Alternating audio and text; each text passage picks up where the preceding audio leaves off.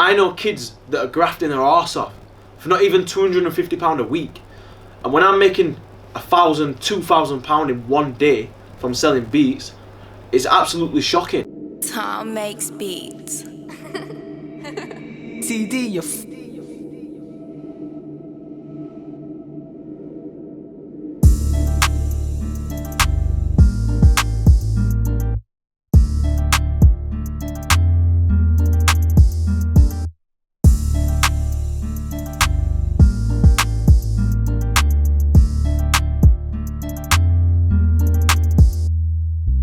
The Beats Hub.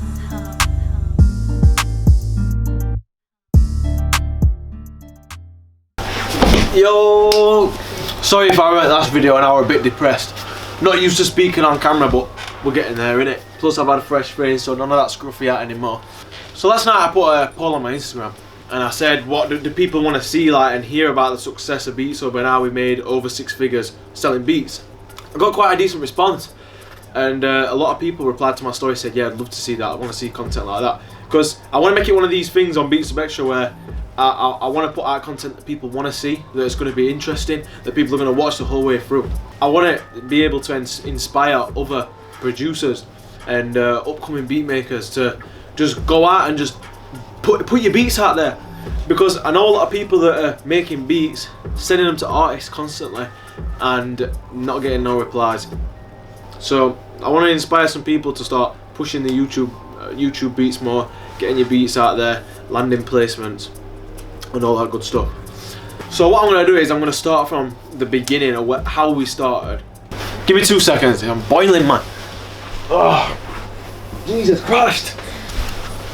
Right, we're back in business. So how we started is I was just engineering. I mean, I was working with local rappers and whatnot, but I just had a studio in my mum's house.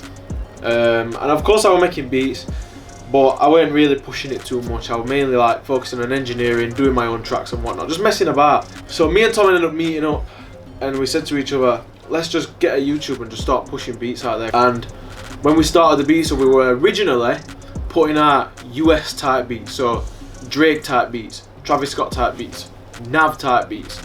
So we were putting all these American artists type beats out on YouTube, but they weren't getting many views. And of course the channel had only just started, Beats Hub had just started, so we were only getting like 50 to 100 views on the videos. And then one day I sat down and I thought to myself, I said, well, where's the market for the UK type beats? I said, there's not many YouTube channels out there that are doing that.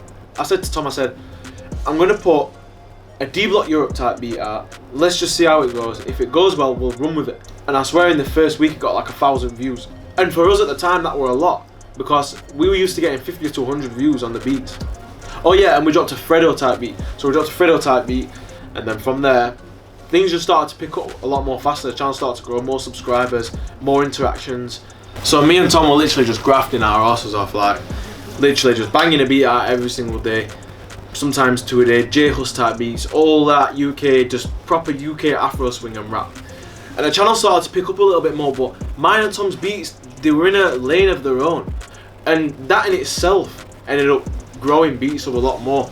You wouldn't be able to get those style of beats anywhere else. Even though it might be a J-Hus type beat, there's probably a million J-Hus type beats on YouTube. But because ours had that certain sound and people knew, people had just come on our channel just to check out our beats for our style. The views just started to pile on top, the subscribers were piling on top, our Instagram just started getting more active. And things started happening, not slow, but like gradually. I remember we were just kept on doing it, and then we ended up selling an exclusive for like £200. So when we sold that exclusive, I can't remember which beat it were, but me and Tom were gassed because we've been doing this for years and not made no money off selling beats. So it's like, well, if we can do this and we've only been doing it a month, what's going to happen in a year? What's going to happen in 2 years? So we just had that in his mind all the time. So we were constantly just growing, putting more beats out. And then it started getting to a point where I was at college and I was checking my phone and I had 5 PayPal notifications. 5 PayPal notifications at what, $40 each, £30 each. And that's a lot, like, in a day. And then it started getting to a point as well after that where we were selling an exclusive and then 5 or 6 leases in a day. And I was telling my tutor at college, and I was explaining it all to him, and he was just so confused. I ended up just dropping out a few weeks after that. I already know everything that they're teaching at college, and I need to be focusing, putting all my eggs in one basket in this product that I've made, this Beats Hub thing. We didn't know what it was going to be. We didn't know what we were going to create it into. We just wanted it to be a beat platform, and we just wanted to keep pushing it and keep pushing it and keep pushing it. And then one time, Loske did a freestyle on one of our beats, but he did a freestyle challenge. So what he did is he actually put the beat out on his story and said, yo, this is the challenge, jump on it. This is the beat for the challenge. So we were just like gassed, you know what I mean? We had like famous rappers jumping on our beats, so it was like a big thing for us because we're not in London. We're in just the next city up north. And there's no rappers, no big rappers up here doing the thing now. There were maybe a few years back, but not like it is now. The scene's not like it were in 2013. When Loski jumped on our beat and put the beat out there, that really gave us a push. And from there we just started growing more and more, and these PayPal notifications just started piling in constantly. But it's because, for one, we were putting the beats out there every single day, and we were keeping strict to our style. So the main key in growing a YouTube that we found is finding your own lane, not copying others too much, creating your own style, and consistency is the main absolute thing. Literally, if we didn't upload a beat every single day, I know for a fact Beats Up wouldn't be how it is now or how it has been. And we just decided to just push it out there, keep going.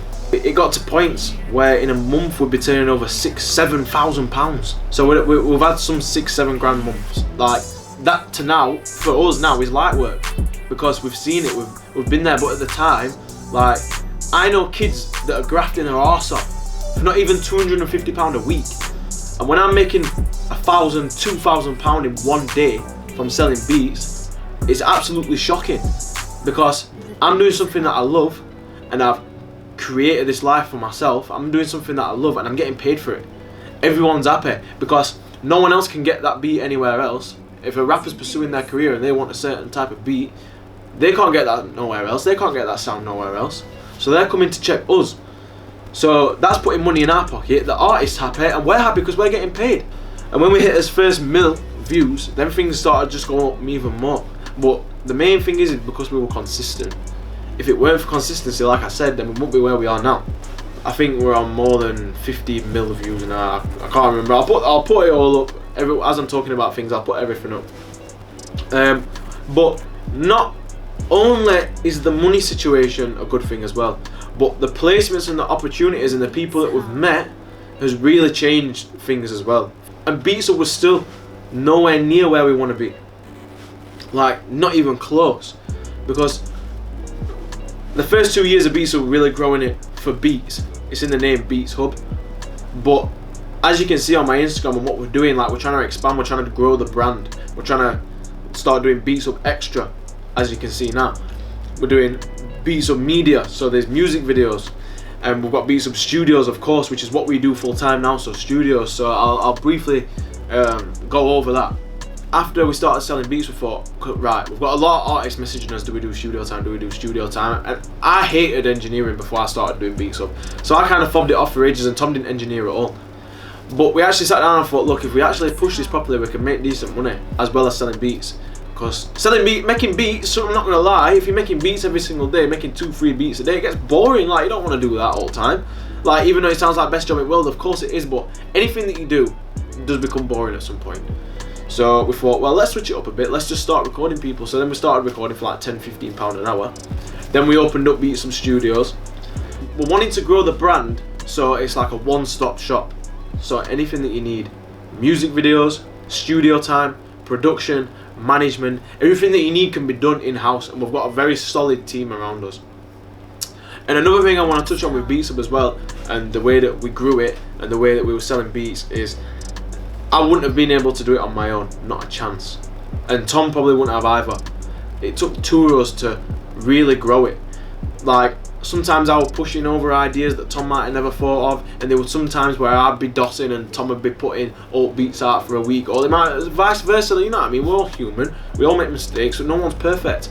So me and Tom have got that perfect balance, and that's what you need. And there is a saying, there's one ship you never sail, and that's a partnership. But in my experience, if it weren't for us having a partnership, Beats Up would never be what it is.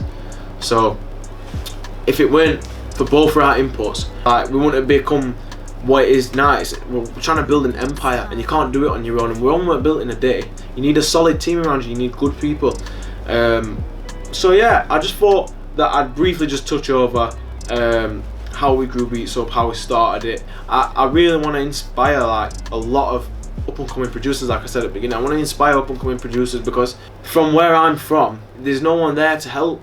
And if I can help and be inspiration to someone, I'll be the reason why they started their production business or started their beat channel and become financially free off of that, then that's just gratification for me. Like, that makes me happy, because I want to see other people do well. I'm not a hater, I don't put people down, and like I say, if I've inspired you just to start your own beat channel, let me know. I'll get a share on my Instagram. Any other kind of videos that you want to see, let me know. Don't forget to subscribe and like, because we're trying to grow Beats Up Extra as well. Follow me on Insta, TD_UK, and follow the Beats Up on Instagram as well, and Tom, that's Tom Makes Beats. I'll leave them all on the video in the description somewhere. But yeah, give me an email, give me a text, give me a message, let me know what kind of stuff you want to see next.